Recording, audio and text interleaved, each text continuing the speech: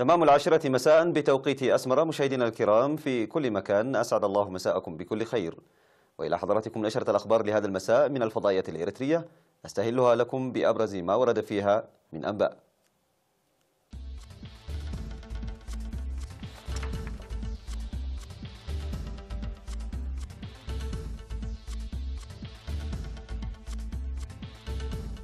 إحياء اليوم العالمي للتوحد، بحث برامج التنمية في جندع، دورة تأهيلية لتنمية البذور المحسنة. منظمة الصحة العالمية تشير إلى سرعة انتشار الإيبولا في الكونغو. إخلاء 70 قرية بسبب فيضانات في إيران. الولايات المتحدة تعلق تسليم تركيا مقاتلات F-35. كانت تلك سيداتي وسادتي موجز النشرة، وإلى حضراتكم الأنباء بالتفصيل يقرأها عليكم نور الدين خليفة. تم اليوم إحياء اليوم العالمي للتوحد بمستشفى بيت مخا الأهلي بأسمرة تحت شعار التقنيات المساعدة والمشاركة الفعالة. وأوضح رئيس لجمعية الإعاقة الذهنية المقدم برهاني بوخرتين أن إعاقة التوحد معقدة وقوية، وقد ظل التعرف عليها ومتابعتها تحديا على مستوى البلاد، موضحا بأن مستشفى بيت مخا الأهلي بدأ بكونه مركزا لعلاج إعاقة النمو العقلي إلى جانب الخدمات الصحية التي يقدمها، وذلك بتعاون الجمعية ووزارة الصحة. وأضاف بأن الوعي الذي اكتسبه المجتمع بشأن إعاقة التوحد يمنح الأمل، داعيا لمواصلة قوية للرعاية والعناية المقدمة للمصابين بالتوحد في الأسرة والمجتمع. وأشاد المدير العام بالإنابة لقسم الصحة العامة في وزارة الصحة الدكتور عند برهان تسفاتين بمبادرات أولياء الأمور، مؤكدا دعم وزارة الصحة لإنجاح أنشطة جمعية الإعاقة الذهنية. ولا يعرف سبب إعاقة التوحد، كما لم يعثر العلاج لها حتى الآن، ويصاب بها طفل من كل 160 طفلا في العالم حسب دراسات منظمة الصحة العالمية.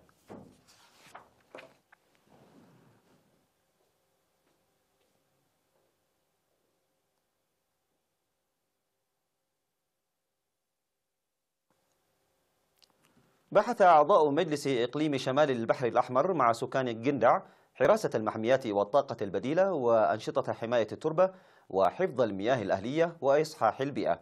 وقدمت في الاجتماعات المنعقدة من 28 وحتى 30 من مارس نتائج الاجتماع الدوري ال15 للمجلس والأنشطة الجارية في الخدمات الاجتماعية والبنى التحتية وبرامج الزراعة والنواقص والتحديات.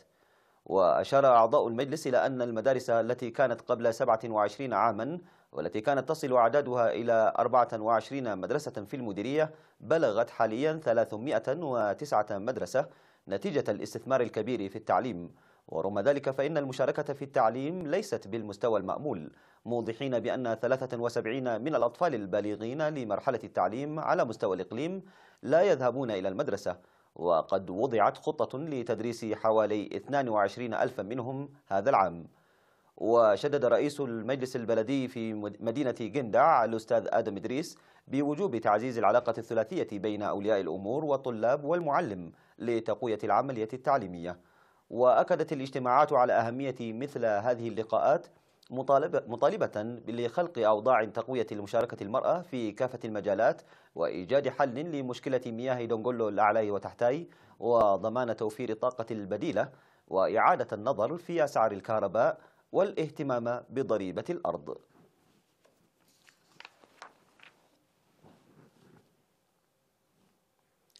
نظم المركز الوطني للأبحاث الزراعية بحلحلة دورة تدريبية لأسبوعين لتنمية بذور الخضروات والفواكه المحسنة.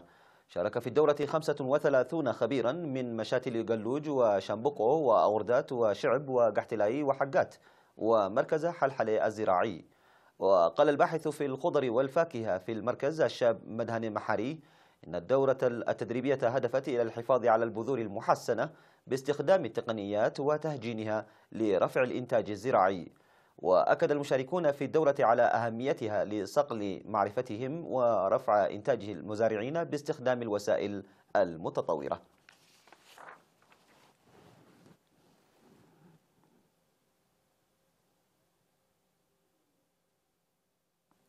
عقدت الشرطة سيمينارات تنويرية بالقانون ومكافحة الجريمة في مديريات أعالي القاش ومنصورة وهيكوتا بإقليم القاش بركة.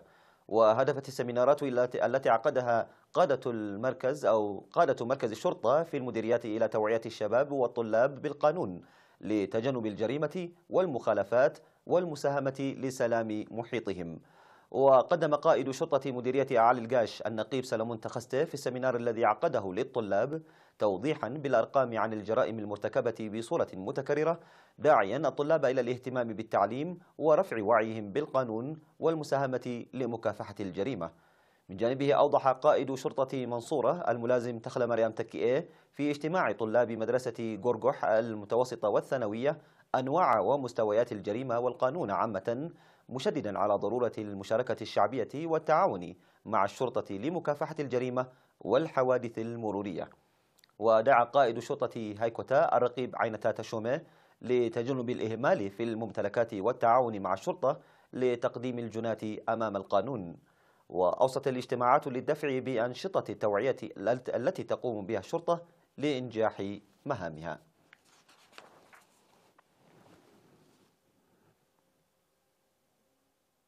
قال أعضاء بنك الدم إن أنشطة التوعية الجارية في المدارس وللمواطنين وحتى في المناطق النائية بالتعاون مع جمعيات المتبرعين الطوعيين للدم أسهمت لرفع الوعي في المجتمع عامة والشباب خاصة.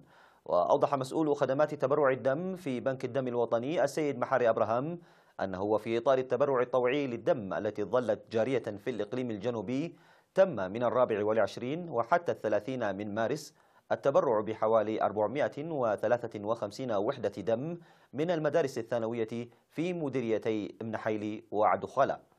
وذكر أن تبرع 228 وحدة دم الذي جرى لأول مرة في المدارس الثانوية في كودابعور وزارا وكنحيلا يعتبر مشجعا، مشيدا بالطلاب وأعضاء جمعية المتبرعين الطوعيين للدم لجهودهم في إنجاح البرنامج.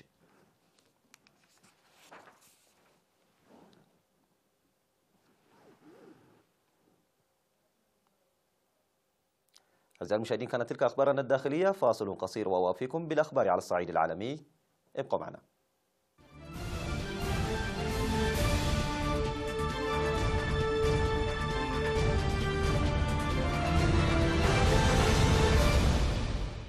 أهلا بكم. قالت منظمة الصحة العالمية إن مرض الإيبولا ينتشر بأسرع وتيرة له حتى الآن في جمهورية الكونغو الديمقراطية، وذلك بعد 8 أشهر من ظهوره للمرة الأولى. وظهر خلال الأسبوعين الماضيين عدد قياسي من الحالات الجديدة، مما يمثل انتكاسة حادة لجهود التصدي لثاني أكبر تفشٍ للمرض على الإطلاق، في الوقت الذي أدى فيه العنف الذي تمارسه الميليشيات ورفض السكان التعاون مع المسعفين إلى عرقلة الوصول إلى المناطق المصابة. وكانت منظمة الصحة العالمية أعلنت قبل أقل من 3 أسابيع احتواء حمى الإيبولا النزفية إلى حد كبير، قائلة إن من الممكن القضاء عليه بحلول سبتمبر أيلول المقبل. لكن عدد الإصابات وصل إلى رقم قياسي هو 57 حالة في الأسبوع التالي، ثم قفز إلى 72 الأسبوع الماضي، وفقا لما قاله كريستيان لاندمير المتحدث باسم المنظمة.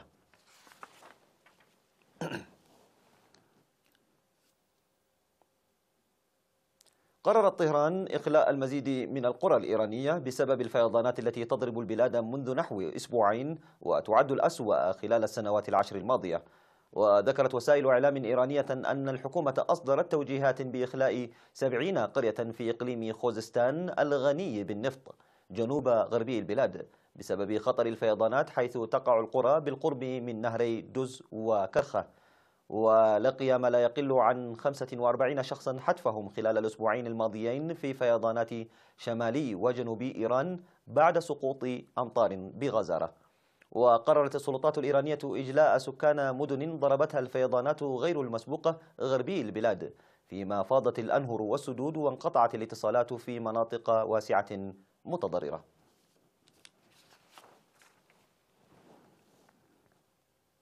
تواصل الولايات المتحدة ضغطها على أنقرة لثنيها عن الحصول على المنظومة الروسية المضادة للصواريخ S-400 وذلك بإعلانها تعليق تسليمها مقاتلات F-35 الأمريكية بانتظار قرار صريح من تركيا بالامتناع عن تسلم المنظومة المذكورة. وقال متحدث باسم البنتاغون بانتظار قرار صريح من تركيا بالامتناع عن تسلم نظام S-400 تم تعليق عمليات التسليم والأنشطة المرتبطة بتفعيل القدرات التشغيلية لطائرات F-35 في تركيا. وأكدت تركيا سابقا أن الضغوط الأمريكية الهادفة إلى تراجعها عن الحصول على منظومة S-400 الدفاعية الروسية مخالفة للقانون الدولي، مضيفة أنها ستحترم الاتفاق الموقع مع موسكو بهذا الشأن.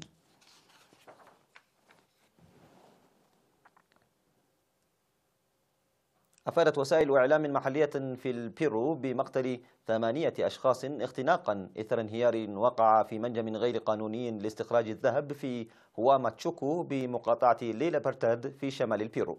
ونجم الانهيار عن انفجار غاز وقع في أنفاق المنجم حين كان بداخله 11 شخصا تمكن 3 منهم من الخروج وإخطار الشرطة. وانتشلت فرق الإنقاذ وقارب الضحايا جثث القتلى 8. يذكر أنه كان قد قتل 20 شخصا على الأقل، وأصيب حوالي 10 آخرون بجروح في حريق اندلع في حافلة بمحطة للحافلات في ليما بالبيرو.